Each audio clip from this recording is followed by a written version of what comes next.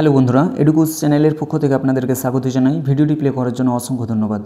তো জিডিএস 2024 সালের online application দেখতে দেখতে আপনাদের শেষ হয়ে গেল এবং সঙ্গে আপনাদের যে কারেকশন উইন্ডো সেটাও কিন্তু কমপ্লিট হয়ে গেছে। এখন আপনাদের একটাই অপেক্ষা যে আপনাদের মেরিট লিস্ট কবে প্রকাশিত হবে 2024 সালের, বা আপনাদের রেজাল্ট আপনারা কবে দেখতে পাবেন, নিজের নামটা আপনারা কবে সেখানে দেখতে পাবেন। তো আজকের ভিডিওতে আমি আপনাদেরকে জানাবো যে 2024 সালের জন্য ওয়েস্ট বেঙ্গলের যারা ক্যান্ডিডেট রয়েছেন, আপনারা ওয়েস্ট বেঙ্গলের মেরিট লিস্ট কীভাবে ডাউনলোড করবেন বা রেজাল্ট কীভাবে দেখবেন, কীভাবে আপনারা আপনাদের নিজেদের নামটা দেখবেন, সেটা আজকে ভিডিওতে আমি জানাবো। এবং আপনাদের প্রথম মেরিট লিস্ট প্রকাশের পর সেখানে একটা ডেট মেনশন থাকে যে এই ডেটের মধ্যে আপনাদেরকে পৌঁছাতে হবে সেখানে ভেরিফিকেশনের জন্য। তো সেই ভেরিফিকেশন প্রসেসে যদি আপনার কোনো ইস্যু নিয়ে কোনো প্রবলেম হয়ে যায়, ধরুন আপনার কোনো ডকুমেন্টস নিয়ে সেখানে হতে পারে বা আপনার কোনো কিছু ভুল হয়েছে সেটা নিয়ে, তাহলে আপনাকে কি ডাইরেক্ট সেখানে রিজেক্ট করে দেওয়া হবে নাকি আপনাকে কোনো এক্সট্রা সময় আপনাকে দেওয়া হবে? ধরুন আপনি কোনো ডকুমেন্টস সেখানে শো করতে পারছেন না, তাহলে আপনার সেই ক্ষেত্রে কী হবে? তাহলে আপনাকে কি কোনো এক্সট্রা সময় দেওয়া হবে সেখানে সেটা প্রমাণ করার জন্য? তো এই সমস্ত বিষয়গুলি নিয়ে আলোচনা করব। অবশ্যই সেগুলো জানতে পারবেন সব কিছু। ভিডিওটা অবশ্যই শেষ অবধি সঙ্গে থাকবেন। তো চলুন আর বেশি কথা না বাড়িয়ে আজকে ভিডিওটা শুরু করা যাক।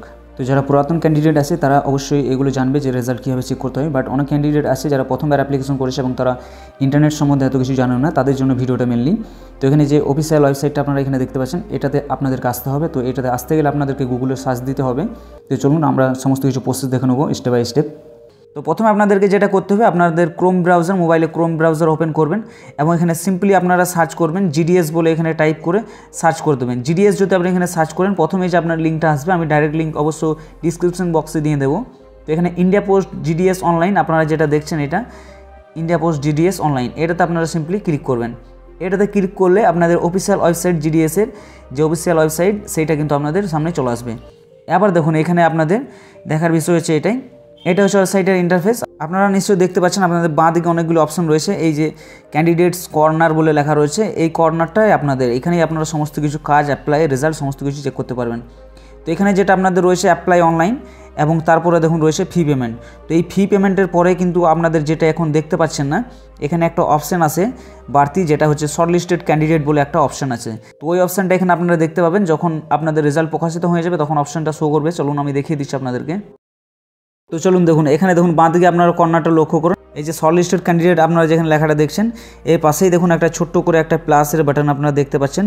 এই প্লাস বাটন আপনি যেই ক্লিক করবেন, প্লাস বাটনে ক্লিক করার পর আপনার কিন্তু সমস্ত স্টেটের লিস্ট আপনার সামনে চলে আসবে।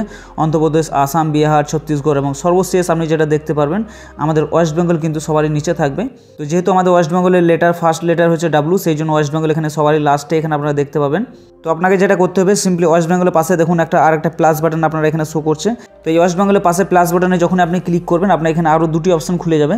একটা হচ্ছে শর্ট লিস্টেড ক্যান্ডিডেট বলে, এবং আরেকটা হচ্ছে সাপ্লিমেন্টারি লিস্ট অফ ক্যান্ডিডেট। অর্থাৎ শর্ট লিস্টেড ক্যান্ডিডেট যেটা আপনারা এখানে প্রথমবার দেখছেন, প্রথম ফার্স্টে যেটা রয়েছে, এটাতে আপনি ক্লিক করবেন। যখন আপনাদের প্রথম লিস্ট প্রকাশিত হবে তখন আপনার এই লেখাটা শুধু আপনি এখানে পাবেন। এবং যখন আপনার সেকেন্ড লিস্ট, তো এই প্রথম লিস্টে পরে যে লিস্টগুলি প্রকাশিত হয় সেটা হচ্ছে সাপ্লিমেন্টারি লিস্ট বলে প্রকাশিত হয়। তো আপনারা এটা থেকে সাপ্লিমেন্টারি লিস্টটাও কিন্তু ডাউনলোড করতে পারবেন। তো সিম্পলি আপনাকে কী করতে হবে বলে দিই। আপনাকে লিস্টটা ডাউনলোড করার জন্য আপনাকে সিম্পলি ক্লিক করবেন। আপনি যদি শর্ট লিস্টেড ক্যান্ডিডেট লিস্ট দেখতে চান তাহলে প্রথমটাতে ক্লিক করবেন, যদি সাপ্লিমেন্টারি লিস্ট ডাউনলোড করতে চান তাহলে দ্বিতীয়টাতে ক্লিক করবেন। তো সিম্পলি ক্লিক যখন করে দেবেন, আপনার সামনে এরকম একটা ইন্টারফেস শো হবে, ডাউনলোড ফাইল বলে আপনার শো হবে, এবং এখানে ডাউনলোড করে নেবেন।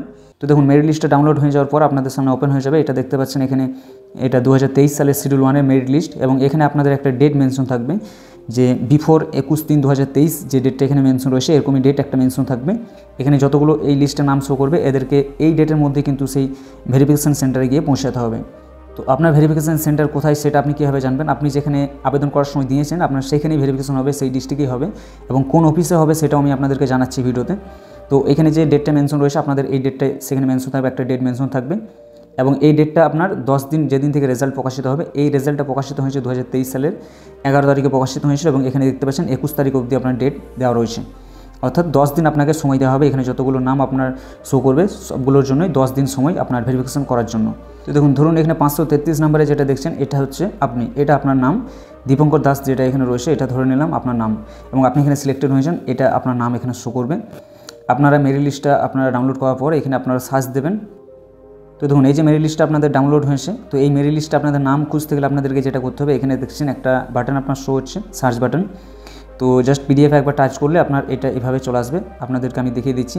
এভাবে যদি আপনি টাচ করেন তাহলে আপনার এই সার্চ বাটনের অপশানটা আপনি পেয়ে যাবেন এবং এখানে সিম্পলি আপনার নামটা এখানে আপনি দিয়ে দেবেন। আপনার ধরুন যে কোনো নাম আপনার হতে পারে, সেই নামটা আপনি এখানে দিয়ে দেবেন। তো আপনার নাম দেওয়ার সঙ্গে সঙ্গে কিন্তু আপনার এখানে যে নামটা সেটা শো করে যাবে। আবার যতজন, ধরুন আমি দীপঙ্কর সার্চ করছি, যতজনের নাম দীপঙ্কর আছে এখানে কিন্তু শো করে যাবে। এবার আপনি যদি অ্যাকচুয়াল একদম আপনার নামটাই খুঁজতে চান তাহলে আপনাকে কী করতে হবে, আপনাকে এই যে রেজিস্ট্রেশন নাম্বারটা দেখছেন এখানে, এই রেজিস্ট্রেশন নাম্বারটা আপনাকে এই সার্চ বাটনের জায়গায় দিয়ে দিতে হবে। তাহলে আপনার একদম অ্যাকচুয়ালি যে নাম আপনার সেই একটাই কেবল আপনার কাছে শো করবে। তো এখানে সবথেকে বেস্ট প্রসেস যেটা, সেটা হচ্ছে রেজিস্ট্রেশন দিয়ে সার্চ করা। আপনি নেম দিয়ে পারবেন না তা নয়, তো এভাবে আপনারা সার্চ করবেন। তো ধরে নিলাম এটা আপনার নাম, এখানে আপনি সিলেক্টেড হয়েছেন। তো এখানে ধরুন আপনাকে আবার কোথায় ভেরিফিকেশন করতে যেতে হবে কোন অফিসে, সেটা কীভাবে জানবেন। এখানে দেখুন আপনি তো অলরেডি সিলেক্ট করেছেন, আপনি যখন অ্যাপ্লিকেশন করেছেন যে কোথায় ভেরিফিকেশন করবেন। এবার আপনার যে ডিভিশনটাতে ভেরিফিকেশন হবে সেটা আপনার এই জায়গাটাতে মেনশন থাকবে। এখানে দেখুন জলপাইগুড়ি ডিভিশন, ওয়েস্ট বেঙ্গলে আপনার ভেরিফিকেশন হবে। তো জলপাইগুড়ি ডিভিশনের আপনার যে হেড পোস্ট অফিস আছে সেখানে আপনার ভেরিফিকেশন হওয়ার চান্স আছে। কোনো কোনো ক্ষেত্রে সাব পোস্ট অফিসে আপনার ভেরিফিকেশন হয়ে থাকে। তো সেটা আপনারা জানতে পেরে যাবেন। আপনাদের মোবাইলে কিন্তু অলরেডি ইমেল বা SMS চলে আসবে যখন আপনি সিলেক্টেড হবেন। আপনি যদি শর্ট লিস্টেড হয়ে যান, আপনার মেরিট লিস্ট প্রকাশের হতে পারে একদিন আগেই আপনারা সেটা জানতে পারবেন, বা মেরিট লিস্ট প্রকাশ হওয়ার পরেও আপনার SMS ঢুকে, বা যেদিন মেরিট লিস্ট প্রকাশিত হয় সেই দিনই আপনার ইমেলে বা মোবাইলে SMS চলে আসবে এবং সেখানে আপনারা সমস্ত কিছু ডিটেলস পেয়ে যাবেন। তো নর্মালি আপনার যে হেড পোস্ট অফিস থাকে আপনার ডিভিশনে, ধরুন বীরভূম ডিভিশন বা জলপাইগুড়ি ডিভিশনের যে হেড পোস্ট অফিস, সেই হেড পোস্ট অফিসে আপনাকে যেতে হবে, সেখানেই আপনার ভেরিফিকেশনটা হয়ে থাকে।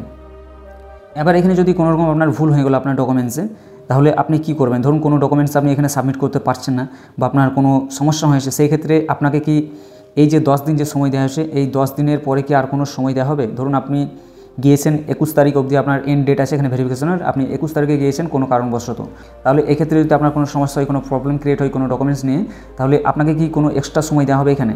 তো সেটা আপনাদেরকে আমি জানিয়ে দিচ্ছি যে আপনাদের এখানে 5 দিন এক্সট্রা সময় আপনারা পাবেন। এই যে টোটাল ডেট রয়েছে, এই টোটাল ডেট থেকে আপনারা 5 দিন এক্সট্রা সময় আপনাদেরকে দেওয়া হবে। যদি আপনাদের কোনো রকম ইস্যু দেখা দেয়, যদি কোনো ডকুমেন্টস আপনার কোনো ভুল হয় এবং যদি আপনার সাবমিট করতে পারছেন না সেই মুহূর্তে, ধরুন আপনার সেই ডকুমেন্টসটা আপনার কাছে নেই, তাহলে সেক্ষেত্রে আপনাকে 5 দিন এক্সট্রা সময় দেওয়া হয়। আপনাদের নোটিফিকেশানও সেটা মেনশন আছে, আমি আপনাদেরকে এখানে দেখিয়ে দিচ্ছি। এখানে দেখুন আপনারা দেখতে পাচ্ছেন, এটা হচ্ছে আপনাদের অফিসিয়াল নোটিফিকেশান। এখানে দেখুন আমি যেটা মার্ক করে রেখেছি, এখানে আপনার ক্লিয়ারলি বলে দেওয়া হচ্ছে system will initially provide a period of 10 days for reporting অর্থাৎ এনগেজিং যে অথরিটি আছে বা আপনার যেখানে ভেরিফিকেশন হবে সেখানে যাওয়ার, সেই অথরিটির কাছে যাওয়ার আপনার প্রথমত সময় হচ্ছে 10 দিন, ঠিক আছে। এরপরে আপনাকে আরও 5 more days এখানে সময় দেওয়া হবে, আরও এক্সট্রা 5 দিন আপনাকে সময় দেওয়া হবে। আপনার সব নিয়ে আপনার এখানে 15 দিন এখানে টোটাল সময়। এখানে দেখুন এখানে নোটিফিকেশনে ক্লিয়ারলি বলেই দেওয়া হয়েছে in case non availability of caste certificate in the prescribe format, বা আপনার ধরুন এখানে আরও যদি কোনো সমস্যা, এখানে কাস্ট সার্টিফিকেটের প্রেসক্রাইব ফরম্যাট নিয়ে আলোচনা করেছেন, যে এনসিএলে যে ব্যাপারটা আপনাদেরকে বলেছি, ধরুন সেটা আপনার রেডি নেই সেই মুহূর্তে আপনি যখন ভেরিফিকেশন করতে গিয়েছেন, তাহলে কি আপনাকে সেখানে রিজেক্ট করে দেওয়া হবে টোটালি, না আপনাকে কোনো এক্সট্রা সময় দেওয়া হবে। বা ধরুন আপনার কোনো ডকুমেন্টস আপনি সেখানে সাবমিট করতে পারছেন না, সেটার জন্য আপনাকে টোটাল এখানে যে সময়টা দেওয়া হবে সেটা হচ্ছে 15 দিন। তো আপনার মেরিট লিস্টে আপনার টোটাল 10 দিন আপনাকে সময় দেওয়া হবে, প্রথমত 10 দিনের মধ্যে আপনাকে পৌঁছাতে হবে সেটাই লেখা আছে, বাট আপনার টোটাল সেখানে আপনি সময় পাবেন 15 দিন। তো আপনাদের যে মেরিট লিস্টে ডেট মেনশন থাকবে সেই ডেটের মধ্যেই কিন্তু আপনি করে নেবেন, এবং যদি সেক্ষেত্রে আপনার কোনো এক্সট্রা সময়ের প্রয়োজন হয় কোনো ডকুমেন্টসের জন্য, সেক্ষেত্রে আপনাকে আরও 5 দিন সময় দেওয়া হবে, টোটাল আপনারা 15 দিন সময় পাবেন।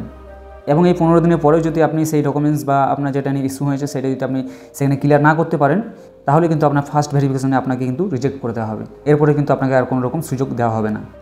তো আশা করছি আজকে যে বিষয়গুলো নিয়ে আলোচনা করলাম সেটা আপনারা ক্লিয়ারলি বুঝে গেছেন। যদি আপনাদের কোনো রকম কোয়েরি থাকে, কোনো ভিডিওর প্রয়োজন হয়, অবশ্যই কমেন্ট বক্সে কমেন্ট করবেন, আমি আপনাদেরকে যত তাড়াতাড়ি সম্ভব অ্যান্সার দেওয়ার চেষ্টা করব। তো আজকের ভিডিও এই পর্যন্তই থাক, দেখা হবে পরে কোনো ভিডিওতে, ততক্ষণ ভালো থাকবেন, সুস্থ থাকবেন, টেক কেয়ার, বাই বাই।